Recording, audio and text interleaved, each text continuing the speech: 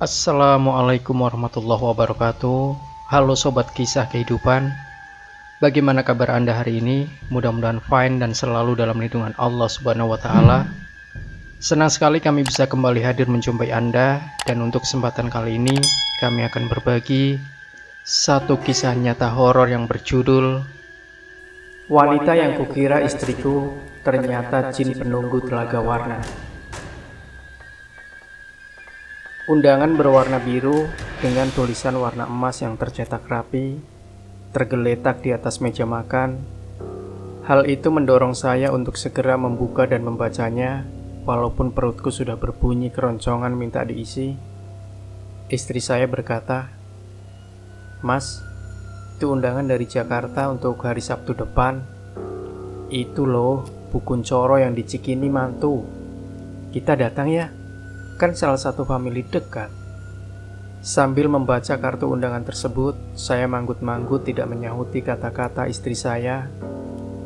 Istri saya membujuk lagi dengan berkata, "Mas, kan sudah beberapa bulan ini kita tidak pergi ke Jakarta. Saya sudah kangen dengan keluarga saya. Pasti semua datang ke pestanya." Disambung dengan rayuannya lagi. Membaca undangan tersebut, saya kemudian menatap istri saya dan menganggukkan kepala tanda setuju, sambil tangan saya meraih sendok dan segera menyantap makan malam. Istri saya melonjak kegirangan dan berteriak-teriak kepada putri kami yang 3 bulan lagi, usianya 2 tahun. "Nanda, nanti kita akan pergi jalan-jalan ke Jakarta sama papa." Tidak terasa hari Sabtu pun tiba, dan putri saya Nanda sudah 3 kali menanyakan kapan akan berangkat jalan-jalan seperti yang dijanjikan oleh ibunya. Setelah menaikkan semua tas dan perlengkapan ke atas mobil, kami pun berangkat dari Bandung menuju Jakarta. Udara pagi yang sejuk terhirup memasuki paru-paru, menimbulkan suasana yang tenang dan menggembirakan. Pemandangan di kiri kanan jalan amat indah, apalagi lepas dari Cianjur mendekati puncak. Putri kami Nanda tidak henti-hentinya bertanya ini itu mengenai hal-hal baru yang dilihatnya, dan rasa senangnya karena diajak naik mobil pergi bertamasya. Setibanya di puncak, istri saya menyarankan dan berusaha membujuk saya untuk berhenti sebentar, beristirahat di Telaga Warna Puncak, menikmati udara sejuk dan menyegarkan. Kalau saja saya bisa mengetahui peristiwa menggetarkan hati yang kelak akan terjadi, pasti akan saya tolak mentah-mentah permintaan istri saya itu. Saya memikirkan mobil dan parkir di kawasan Telaga Warna. Istri saya menarik-narik tangan saya sambil membimbing Nanda ke arah tepi telaga dan duduk dengan santai. Sambil tidak henti-hentinya mengoceh, Nanda dan saya mendengarkan dengan asyik. Istri saya menceritakan berbagai hal menarik yang akan dilakukannya di Jakarta dan keinginan-keinginannya setibanya nanti di Jakarta. Juga pesta perkawinan yang sudah pasti akan amat meriah yang akan kami hadiri dan belanja oleh-oleh kesukaannya ketika akan pulang ke Bandung. Tidak terasa waktu berlalu dengan cepat. Setelah puas menikmati keindahan di sekitar telaga, kemudian kami pun meninggalkan Telaga Warna dan melanjutkan perjalanan ke Jakarta. Saat itu, jalan tol Jakarta Bogor Ciawi sedang dalam proses pembuatan dan belum selesai. Sampai untuk ke Jakarta, masih harus melalui jalan Bogor Lama.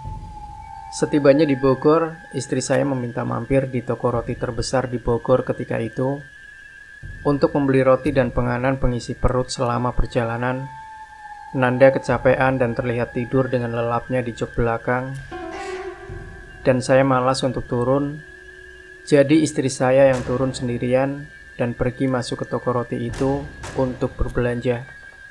Saya menunggu di mobil bersama dengan Nanda yang tertidur pulas. Sekejap kemudian, terlihat sesosok wanita yang persis berwujud istri saya, mengenakan pakaian seperti yang dipakai istri saya, sambil membawa bungkusan besar berisi roti dan makanan lainnya, datang mendekat ke mobil. Tentu saja segera saya bukakan pintu mobil, karena saya sangka istri saya. Saat dia masuk ke mobil, sekilas tercium bau bunga kamboja bercampur menyan yang membuat bulu kuduku berdiri. Tapi karena melihat wajah istri saya yang berseri-seri dan berkata bahwa dia sudah membelikan beberapa roti kesukaan, saya segera melupakan hal yang aneh muncul bersamaan dengan kedatangan istri saya ini. Mobil langsung saya starter dan kemudian meluncur pergi dari toko roti di Bogor guna melanjutkan perjalanan ke Jakarta. Sayangnya mata saya kurang jeli sehingga tidak melihat bahwa beberapa detik sebelum mobil keluar dari daerah toko roti, istri saya yang asli muncul di pintu toko dengan membawa bungkusan besar berisi roti dan melihat mobil saya meluncur pergi dengan membawa wanita lain. Istri saya marah besar dan mengira bahwa saya sudah pergi meninggalkannya dengan membawa wanita lain.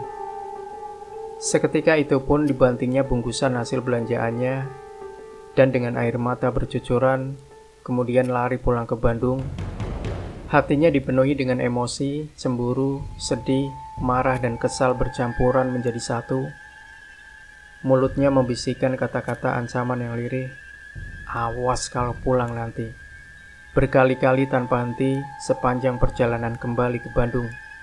Pikirannya yang dipenuhi rasa marah dan cemburu lalu bertanya-tanya, siapakah wanita yang menjadi simpanan suaminya itu dan sudah pergi bersama suaminya? Kenapa dirinya ditinggalkan begitu saja tanpa ada menengok sedikit pun? Sungguh tidak berperasaan. Bagaimana dengan anaknya Nanda? Apakah dia sedang nangis menanyakan ibunya atau sedang apa? Jahat sekali suaminya itu. Jika saja tahu hati suaminya seculas itu, tidak akan mau dia diperistri bila cuma untuk disakiti hatinya. Rasa benci menyeruak di hatinya yang sedih dan luka bagai tertusuk sembilu. Sesampainya di rumah, langsung dia membanting dirinya ke atas tempat tidur dan menangis terseduh-seduh sambil tidak henti-hentinya mengeluarkan ancaman. Sementara itu tidak sedikit pun terlintas di pikiran saya mengenai keadaan istri saya itu di rumah. Justru saya terlibat dengan pembicaraan yang romantis dengan wanita yang saya kira istri saya. Selama di dalam perjalanan ini, saya amat menikmatinya. Karena tidak tahu mengapa, istri saya bertambah-tambah genit dan manjanya terhadap saya. Sampai beberapa kali pipi saya diciumnya mesra, yang membuat hati saya semakin berbunga-bunga. Istri saya ini kemudian merapatkan duduknya dan merebahkan kepalanya ke pundak saya dan berkata, "Mas, kalau bisa, saya ingin peristiwa ini jangan cepat berlalu." Saya berpikir sambil membatin, "Loh, ini kan masih awal dan masih banyak lagi waktu sesampainya di Jakarta nanti." Sewaktu rambutnya menyentuh pipi saya, saat itu kembali sekilas tercium bau wangi bunga kamboja bercampuran menyan, sehingga bulu kuduk saya berdiri lagi. Dalam hati saya berjanji memberikan sampo luar negeri untuk istri saya, karena bau wangi sampo yang dia gunakan sekarang ini menimbulkan rasa takut di hati saya. Akhirnya sesudah tiba di Jakarta, saya langsung menuju ke hotel yang terdekat dari Cikini dan memesan kamar untuk 1 malam karena ingin beristirahat sejenak menjelang resepsi malam nanti.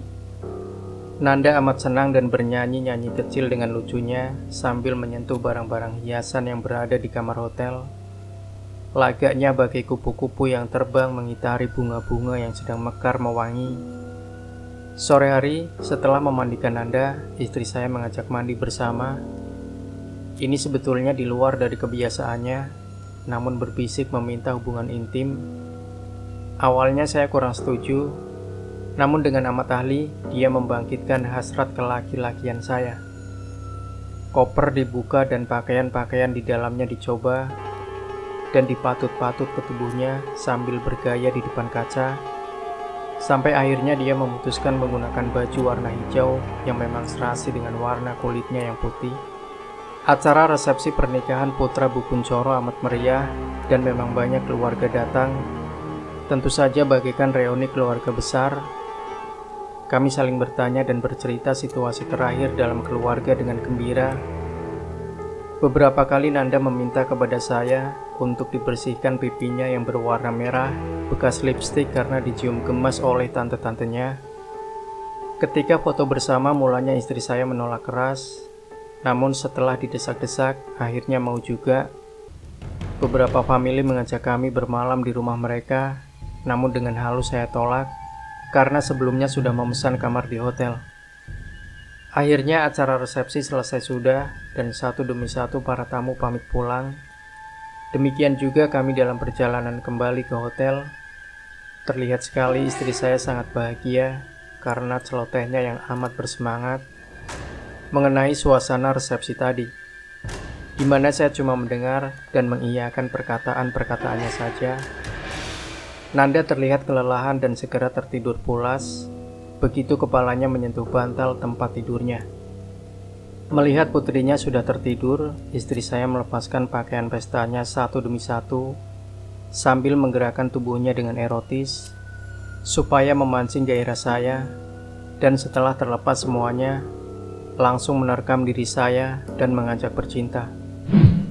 Malam itu entah beberapa kali hubungan intim sudah kami lakukan sampai rasanya tulang-tulang saya hampir terlepas karena kelelahan melayani hasratnya yang tidak pernah padam. Sehingga saat matahari sudah tinggi, kami masih tertidur kelelahan. Lewat tengah hari, baru kami berangkat pulang ke Bandung. Perjalanan pulang agak lambat karena kami banyak berhenti untuk belanja oleh-oleh. Lagi juga saya menjalankan kendaraan perlahan karena masih agak mengantuk. Nanda sepanjang jalan kembali tertidur pulas, mungkin karena masih kelelahan. Sekilas terlihat senyum manis di bibirnya. Menjelang maghrib, saat mobil mendekati puncak, istri saya mendesak untuk berhenti sebentar agar kembali beristirahat di Telaga Warna. Saya menolak karena perjalanan masih jauh, lagi pula sudah menjelang maghrib.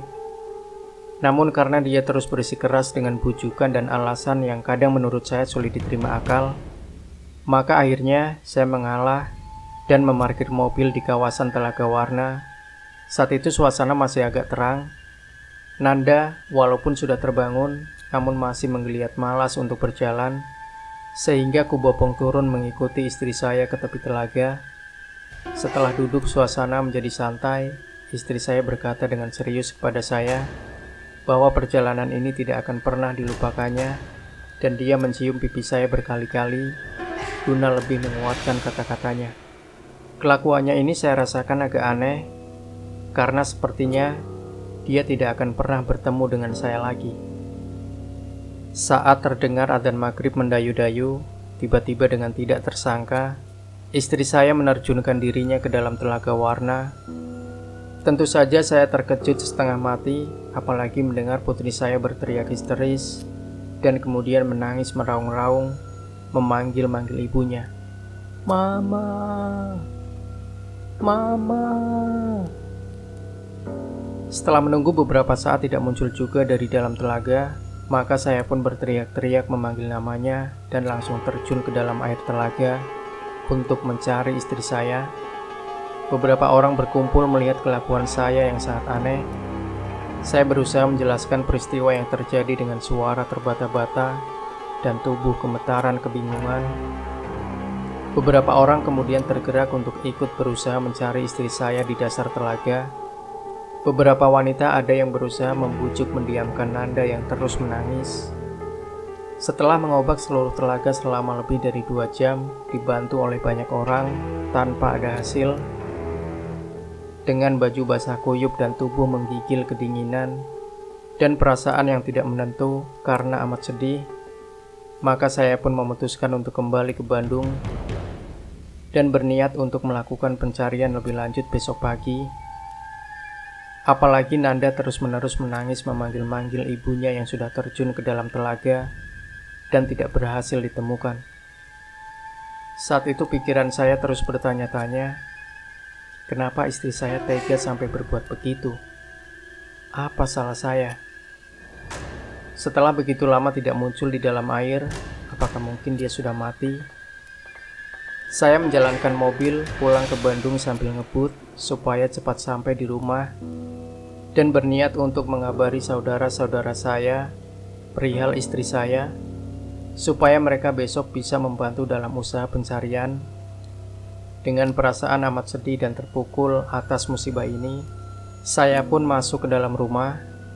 Mendengar suara mobil memasuki rumahnya, istrinya yang masih belum tidur pun bangun dan meloncat mengintip dari jendela kamar. Mengetahui suaminya sudah pulang, timbul lagi rasa kemarahan atas perbuatan suaminya yang disangkanya pergi meninggalkan dia sendirian di toko roti di Bogor bersama wanita yang tidak dikenalnya. Diambilnya sepatu hak tingginya dan berlari ke pintu depan. Betapa terkejutnya saya saat membuka pintu depan. Sepasang sepatu hak tinggi mendarat sudah di kepala saya, dan pelakunya tidak lain ialah ternyata istri saya. Wajah saya pucat, pasti kaget setengah mati. Bahkan saya ketakutan bagai melihat hantu, sehingga tidak terasa sakitnya kepala saya yang benjol memar karena terlempar sepatu. Bagaimana mungkin istri saya yang hilang tenggelam di Telaga Warna ternyata malah sekarang muncul di hadapan saya dengan wajah marah menakutkan dan suara menggelegar keras, mengumpat dan memaki. Dengan terpana, bengong, dan perasaan tidak karuan, saya hanya bisa berdiri mematung di depan pintu. Istri saya masih terus melemparkan segala macam benda ke arah saya sambil memaki-maki. Nalarku masih kacau belum jalan. Saya tidak berusaha menghentikannya, masih bingung. Kak, kau ternyata masih hidup ya? Saya kira sudah mati tenggelam, kata saya ketakutan dan dengan suara terbata-bata.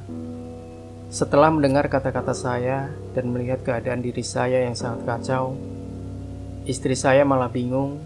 Apalagi kemudian Nanda menghambur masuk dan memeluk ibunya sambil berteriak keras, "Mama, jangan lompat lagi ke danau. Nanda takut." Terkejut istriku sehingga terlupakan kemarahannya dan matanya melotot menatap ke arah saya minta penjelasan. Sambil mendekap Nanda yang menangis sesenggukan di pelukannya, saya sendiri masih belum bisa menceritakan dengan baik atas situasi yang tidak terduga-duga ini dan terpaku keheranan. Melihat saya tidak memberikan jawaban, timbul lagi marahnya dan berteriak keras mengejutkan saya. Kenapa papa tinggalkan mama sendirian di Bogor? Dan siapa wanita sialan itu? Pikiran saya berusaha menyimak kata-katanya. Ditinggal di Bogor, siapa wanita itu?